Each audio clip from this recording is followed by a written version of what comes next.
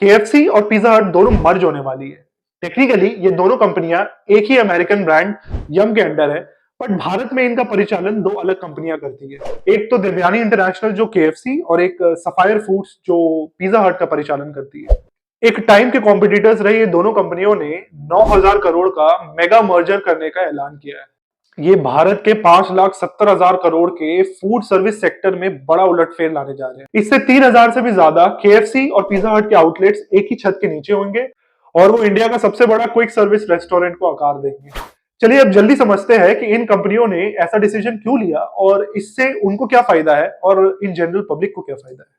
पहले समझते हैं उन्होंने ऐसा किया क्यों। पहला वजह यह है कि दोनों कंपनीज एक ही ब्रांड के लिए दिल्ली, मुंबई, बैंगलोर जैसे मेट्रो सिटीज में आपस में ही लड़ रहे थे, जिससे हुआ क्या, उनका मार्केटिंग और एडवर्टाइजमेंट कॉस्ट हाई हो गया, जबकि उन दोनों के ग्राहक कस्टमर्स एक ही थे और इससे उनका प्रॉफिट भी खत्म होता रहा। दूसरी वजह लॉयल कस्टमर्स का घटना है, जिससे उन्हें बहुत लॉसेस झेलने पड़े और रिसेंटली देवयानी इंटरनेशनल को 22 करोड़ और सफायर फूड्स को 15 करोड़ का शुद्ध घाटा हुआ है।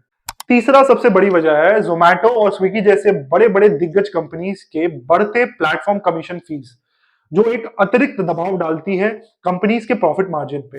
अब समझते हैं इसके फायदे क्या है।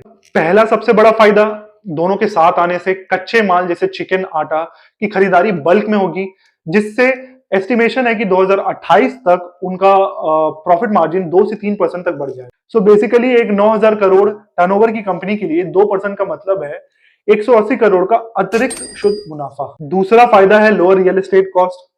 अब ये दोनों कंपनी एक साथ आएगी तो एक ही लोकेशन के लिए इनकी लड़ाई खत्म होगी, जिससे होगा क्या, उन्हें बेटर डील्स मिलेंगे, रियल एस्टेट का कॉस्ट घटेगा और प्रॉफिट मार्जिन पे कम दबाव पड़ेगा। तीसरा फायदा हमारे लिए कि कॉम्बो मील्स और बाई वन गेट वन के ऑफर्स और बढ़ेंगे, क्योंकि ऑपरेशनल कॉस्ट घटेगा जब ये दोनों साथ आएंगी। तो it's a win win situation.